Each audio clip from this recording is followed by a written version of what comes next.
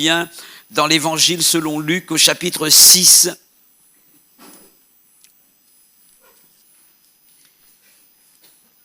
On va lire le verset 40.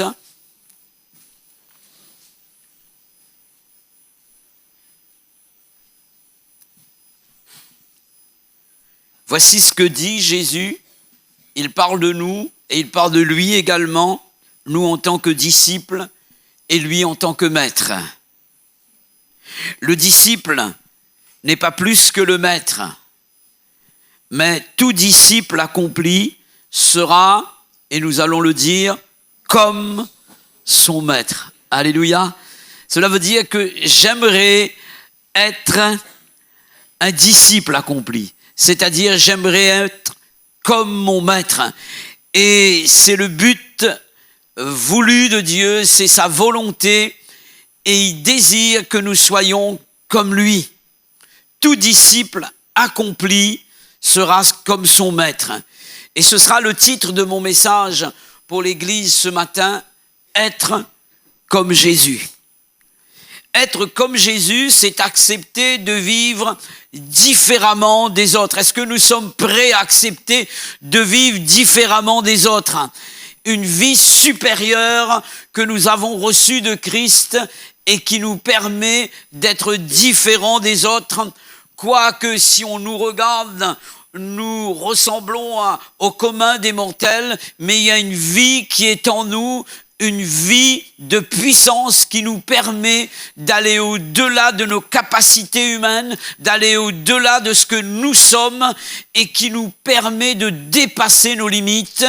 Et il est important que quelqu'un ait cette vie ce matin. Cette réunion a été organisée de façon que vous aussi, comme nous, vous puissiez recevoir cette vie vous permettant de marcher à contre-courant et de pouvoir vivre d'une manière différente des autres. Alléluia.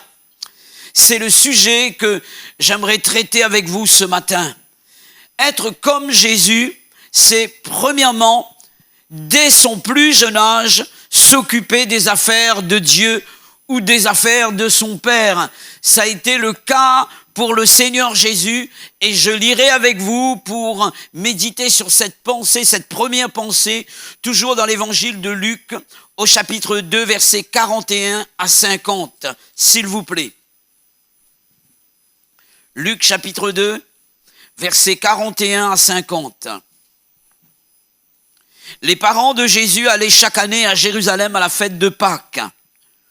Lorsqu'il fut âgé de 12 ans, ils y montèrent selon la coutume de la fête. Puis, quand les jours furent écoulés et qu'ils s'en retournèrent, l'enfant Jésus resta à Jérusalem. Son père et sa mère ne s'en aperçurent pas. Croyant qu'il était avec leurs compagnons de voyage, ils firent une journée de chemin et le cherchèrent parmi leurs parents et leurs connaissances. Mais ne l'ayant pas trouvé, ils retournèrent à Jérusalem pour le chercher.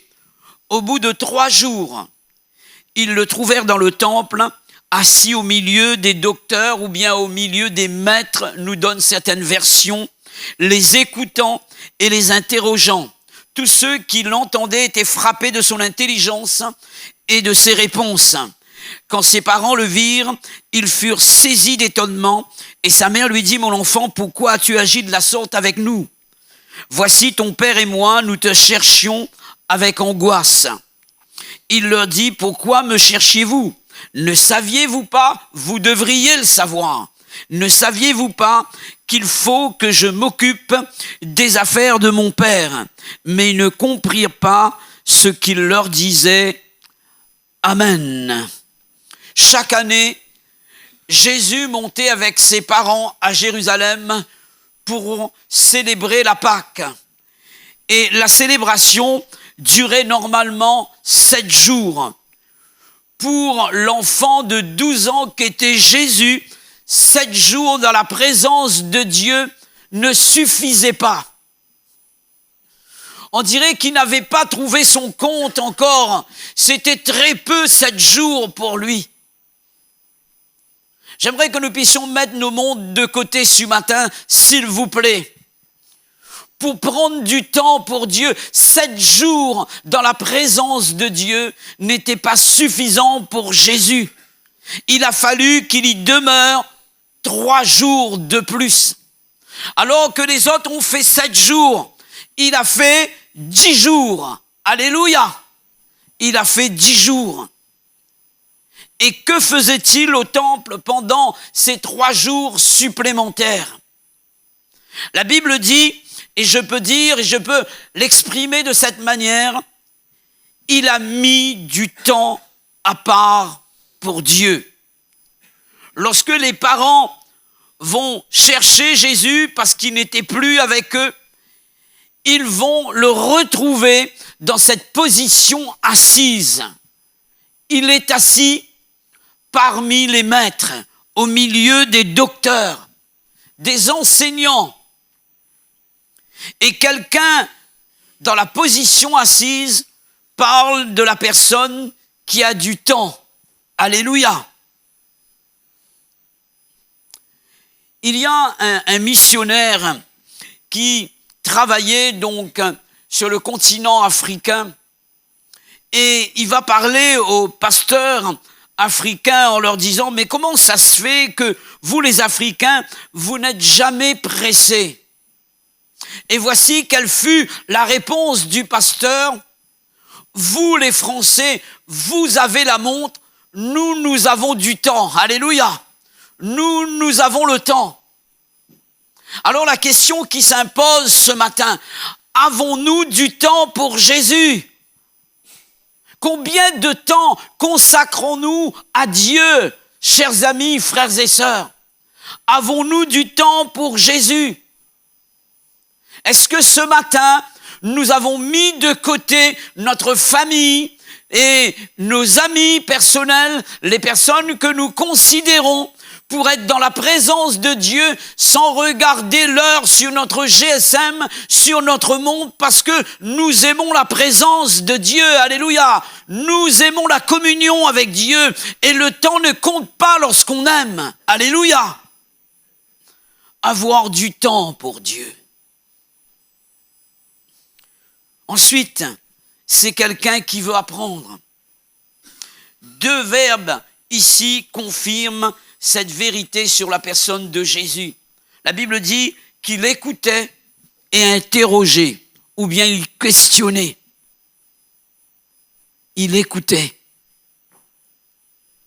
et il questionnait. Il voulait en savoir plus. Sommes-nous toujours enseignables? Ou bien nous pensons tout connaître?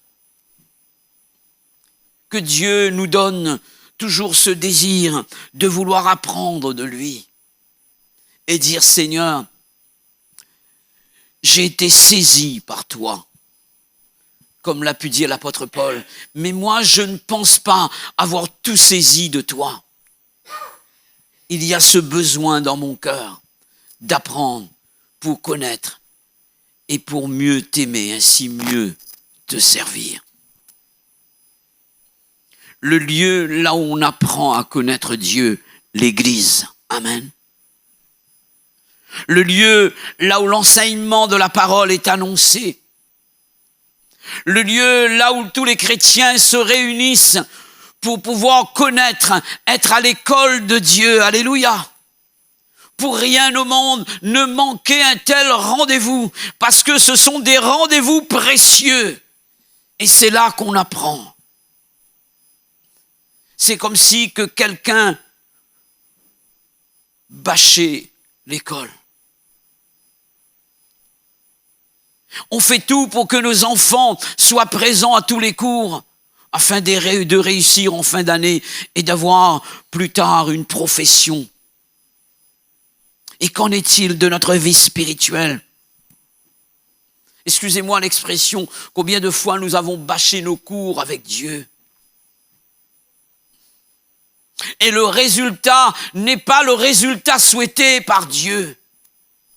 Que Dieu nous aide à y remédier. Parce que Jésus avait appris, il pouvait faire face à ces 2 autres choses.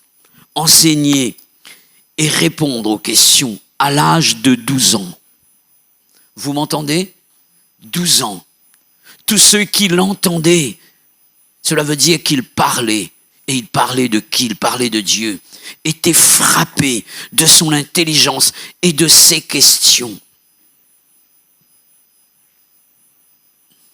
Cela veut dire qu'il enseignait. Et de ses réponses, il apportait des réponses aux questions des maîtres qui étaient là. 12 ans, Jésus était capable d'émerveiller ceux qui l'écoutaient et qui le questionnaient. Son attitude va provoquer de l'étonnement chez ses parents même. Vous vous rendez compte? Quels sont les enfants, quels sont les ados, les jeunes qui veulent être comme Jésus ce matin, alors vous devez accepter de vivre différemment des autres. Lorsque le lundi matin, au collège, au lycée, à la fac, vos amis personnels sont là en train de raconter leurs aventures amoureuses, leurs soirées en discothèque, des effets euphoriques de leur drogue, de leur alcool. Toi, tu n'auras pas honte d'annoncer la couleur en parlant de ton culte, des miracles que tu as vécus dans la présence de Dieu, des prophéties venant de la part de Dieu que tu as reçues pour ta vie, pour ta famille, parce que tu n'as pas honte d'annoncer la couleur. Alléluia. Vivre différemment des autres. Vivre différemment des autres, c'est vivre comme Jésus. Deuxièmement, être comme Jésus, c'est s'occuper des autres au point parfois de s'oublier soi-même. C'est cela l'humilité. C'est cela l'humilité. Oublier soi-même pour s'occuper des autres. On va lire ensemble dans Marc, chapitre 3, versets 20 à 21.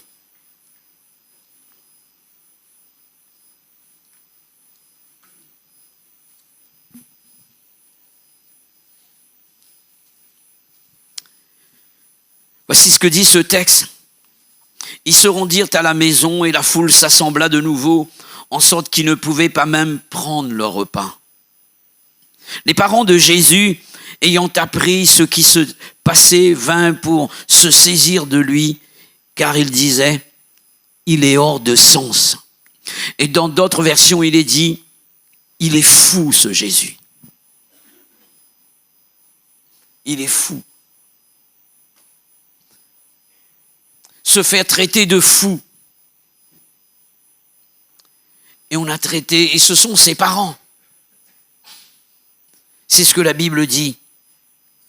Jésus n'avait pas le temps de manger parfois, tellement que sa vie était une vie au service des autres. Et c'était le cas ici. C'est aussi ce qui s'était passé pour la femme samaritaine, alors que les disciples étaient descendus en ville pour s'acheter de quoi manger. Jésus à midi en train d'évangéliser cette femme qui souffrait d'un manque d'amour. Heureusement qu'il l'a fait.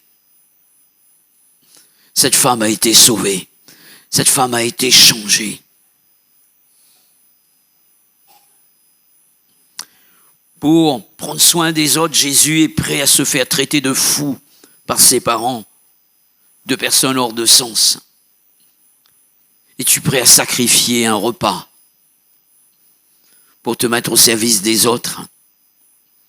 Et même s'il le faut, te faire traiter parfois de fou pour aller au secours des autres. Peux-tu prendre un temps et laisser ton repas de côté pour intercéder, prier pour que Dieu change le cœur de ceux qui ont besoin de lui?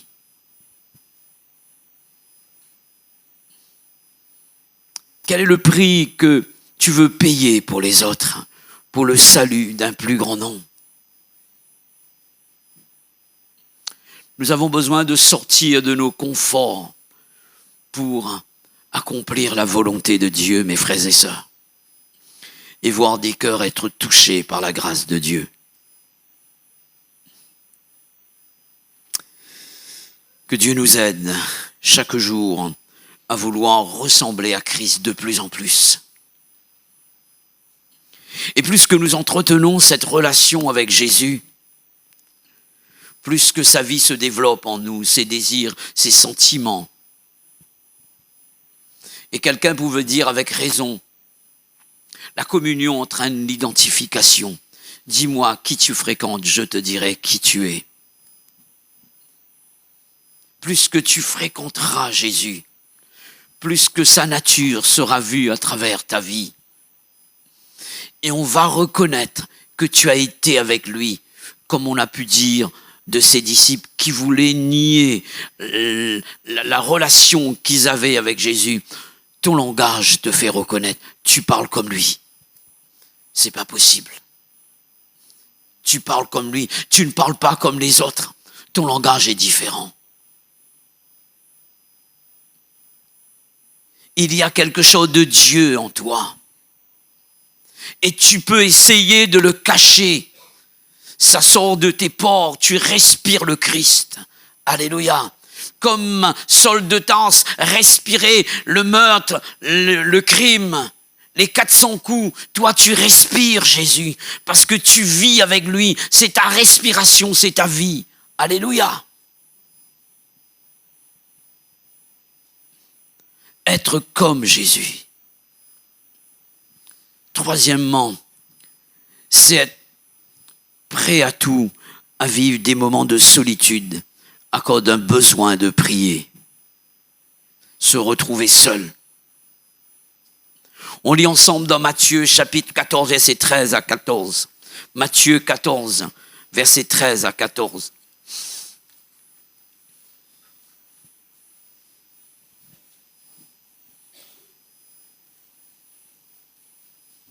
À cette nouvelle, Jésus partit de là dans une barque pour se retirer à l'écart dans un lieu désert.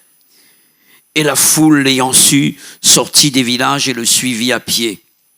Quand il sortit de la barque, il vit une grande foule et fut ému de compassion pour elle. Il guérit les malades,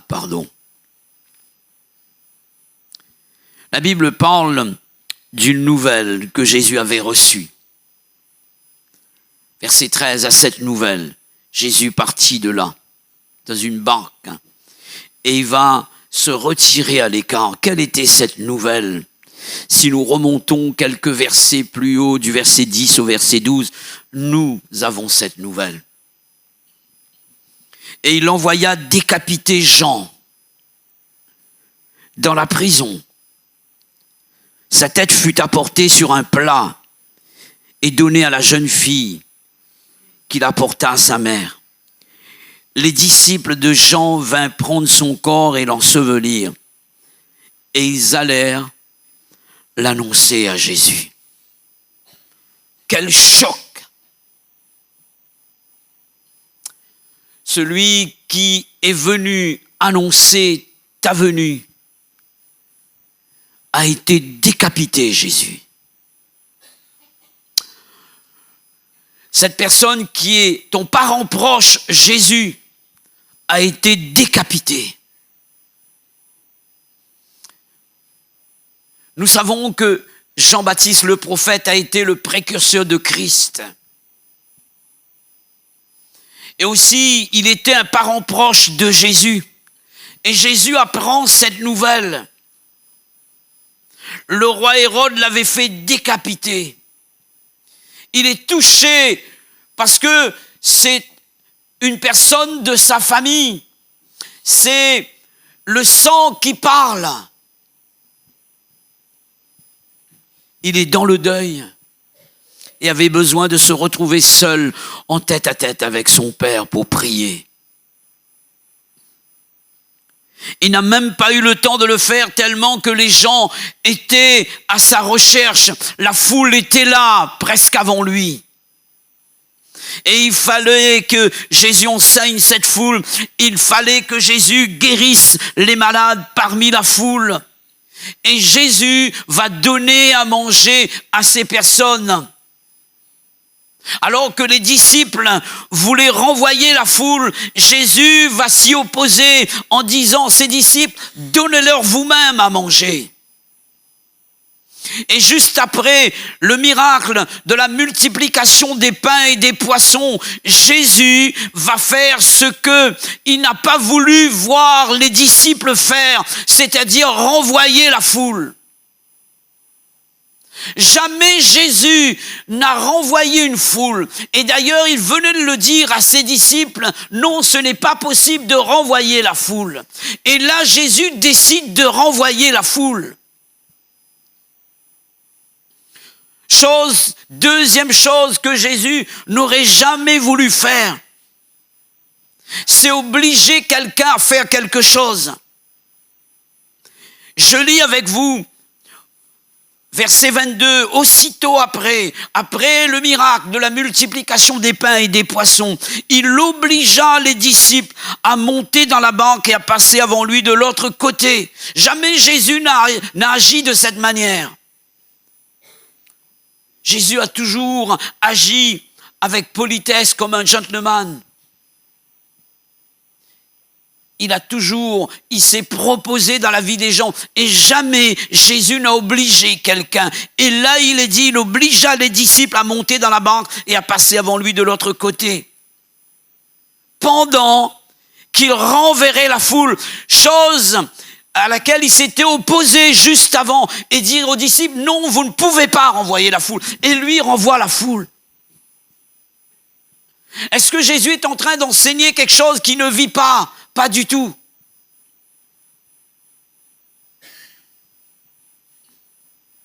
Jésus avait besoin d'un temps de solitude.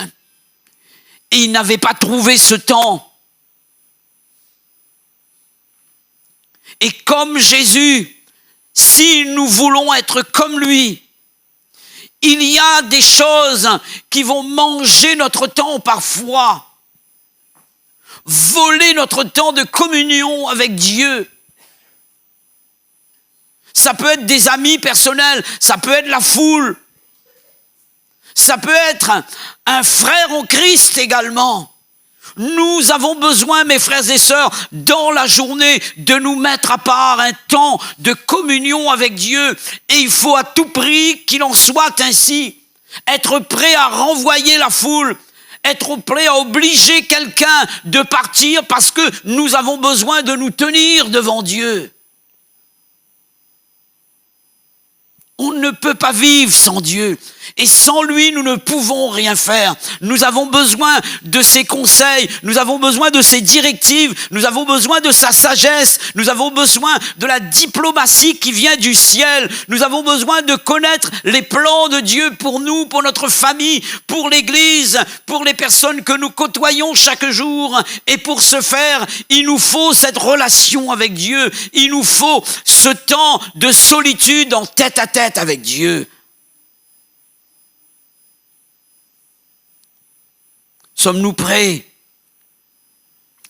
à refuser certains rendez-vous?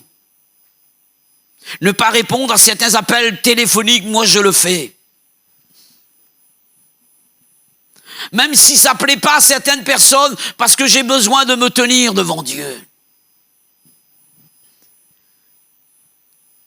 Nous avons besoin de mettre de côté certains appels de SMS pour être seul en tête à tête avec Dieu.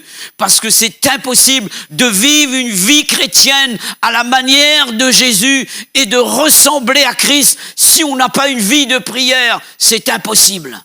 C'est impossible. Tout vient de là. Tout vient du secret que nous allons entretenir avec lui. Il y a de ceux qui veulent épater les gens en public. Il n'y aura aucun résultat en public s'il n'y a pas eu au préalable une relation avec celui qui communique la puissance, la sagesse, l'intelligence, tout ce qui vient d'en haut nous permettant d'accomplir le plan de Dieu. Alléluia!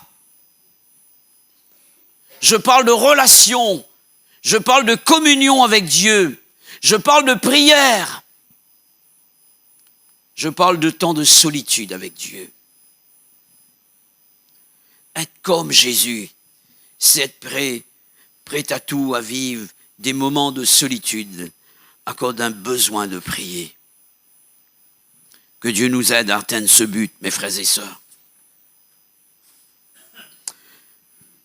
Quatrièmement, être comme Jésus, c'est savoir refuser toute proposition alléchante, entre guillemets, qui nous ferait sortir du cadre de ce qui est écrit. Amen. Je répète, savoir refuser toute proposition alléchante qui nous ferait sortir du cadre de ce qui est écrit, de ce que la Bible dit, de ce que Dieu dit. Nous avons besoin de passer toutes les propositions que nous recevons de droite ou de gauche au crible de la parole, pour voir si c'est Dieu qui nous le demande, si c'est dans son plan, si c'est sa volonté pour nous. Et ces propositions vont venir du diable, et le diable ne va pas se présenter à nous sous la forme du lion, mais sous la forme du serpent, comme il l'a fait pour Adam et Ève. Non pas par la force, mais par la ruse et la séduction. Et c'est là qu'il faut du discernement. Amen. Parce que souvent, le faux ressemble au vrai. Et c'est là où il faut du discernement. La Bible dit ceci dans Romains chapitre 12. À cause de la compassion de Dieu, offrez vos corps comme un sacrifice vivant, saint, agréable à Dieu, ce qui sera de votre part un culte raisonnable. Cela veut dire un service raisonnable. Ne vous conformez pas au siècle présent. Ne vous formez pas avec le monde, dans le moule du monde. Mais soyez transformés, changez de forme. Soyez transformés. Comment ? Par le renouvellement de l'intelligence, par le renouvellement de notre pensée. Laissez la pensée de Dieu nous transformer. Alléluia. Et nous permettre de penser différemment. Lorsque je pense différemment, je parle différemment, j'agis différemment. Alléluia. Je me comporte différemment. Mes projets sont différents. Mes idées sont différentes. Parce que ma pensée ressemble à la pensée de Christ. Ce n'est pas ressemble seulement, mais c'est la pensée de Christ. Alléluia. Et la Bible dit, nous sommes capables à ce moment-là de discerner ce qui est bon, agréable et parfait. Amen. Nous avons une appréciation. Nous avons la possibilité de juger à la manière de Dieu, de jauger même à la manière de Dieu et de pouvoir discerner les ténèbres de la lumière, le faux du vrai, l'église du monde, le chrétien du mondain. Nous sommes capables de discerner ces choses-là. Il y a une sensibilité qui nous est communiquée par l'Esprit de Dieu, nous rendant capables de jauger les choses. Alléluia. Je lis avec vous concernant ce quatrième point dans Luc chapitre 4, versets 1 à 13, s'il vous plaît.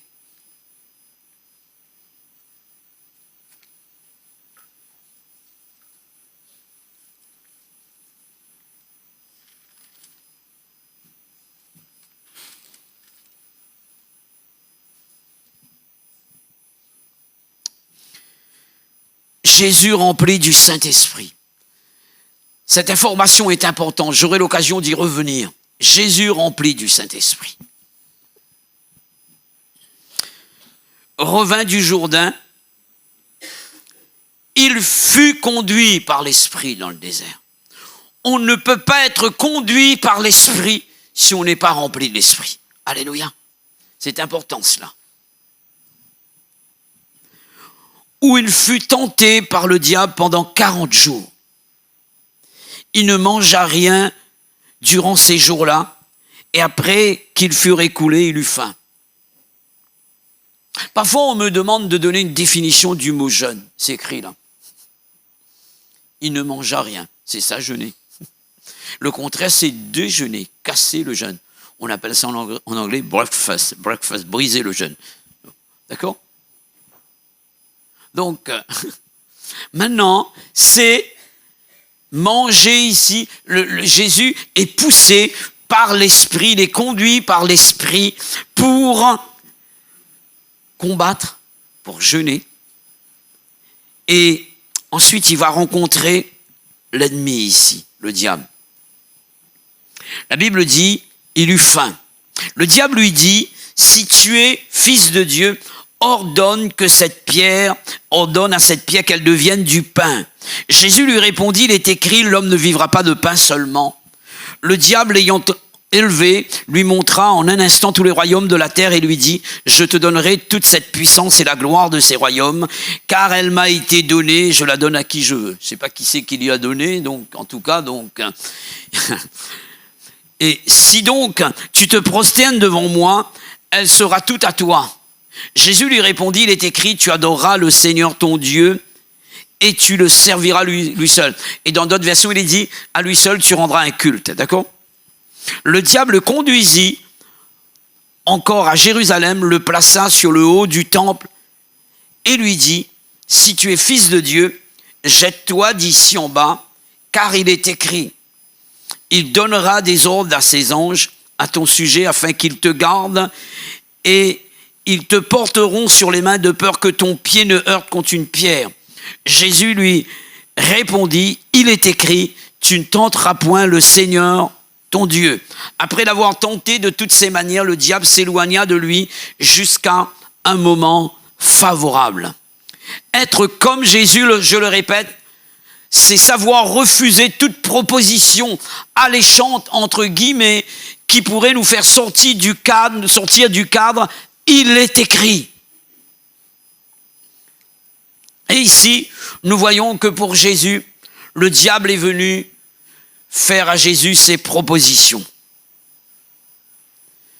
Et vous avez remarqué que le diable va présenter Jésus cette phrase pour lui dire, si tu es fils de Dieu, alors écoute-moi. Tu vas prouver que tu es fils de Dieu. Est-ce que Jésus avait besoin de prouver ? Est-ce que j'ai besoin de prouver que je suis le fils de Raymond Rupi ? Pas du tout, je le sais. Et d'ailleurs, même si je ne le dis pas, vous allez dire, mais ils se ressemblent comme deux gouttes d'eau, quoi. Donc, c'est comme ça. J'ai pas besoin de prouver. C'est sa nature qui est en moi. C'est comme cela. Et il faut savoir que Jésus venait d'entendre de son Père, lorsqu'il a été baptisé dans le Jourdain du Jourdain, celui-ci est mon fils bien-aimé, en qui j'ai mis toute mon affection. Le Père vient de témoigner, il entend la voix du Père pour lui dire, c'est mon fils. Et le diable dit, si tu es fils de Dieu. Il le sait, il vient d'entendre Dieu lui dire. Lorsque Dieu me dit quelque chose, il dit la vérité, alléluia. Et lorsque le diable me dit quelque chose, il me dit des mensonges. Parce qu'il est l'auteur du mensonge. Et c'est son propre fond. Il ment depuis le commencement. Alléluia. Dieu me dit que je puis tout par celui qui me fortifie. Si le diable me dit tu ne peux pas, donc je sais que je peux parce que Dieu me dit que tu peux tout. Alléluia.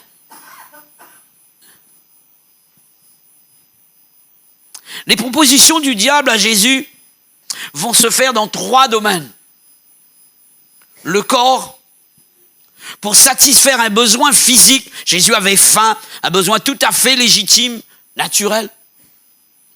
Son âme, séduction des richesses. Et son esprit, l'orgueil spirituel. Tu vas te jeter du haut du temple. Et tu verras les anges viendront pour te porter. Jésus a résisté au diable en lui présentant cet écriteau en gros caractères, avec des lettres de feu même, pour lui dire, il est écrit, alléluia.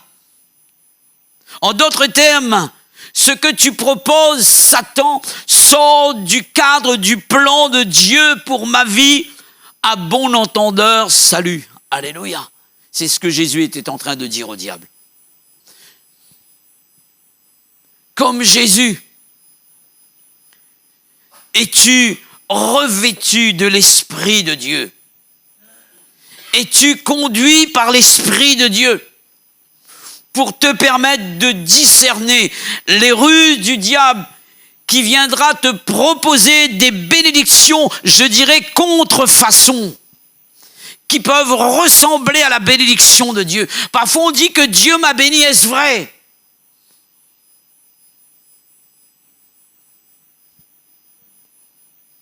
Le diable peut nous donner des choses également. Mais il y aura des contreparties. On appelle ça le revers de la médaille. Il peut nous donner des choses pour nous détourner du plan de Dieu.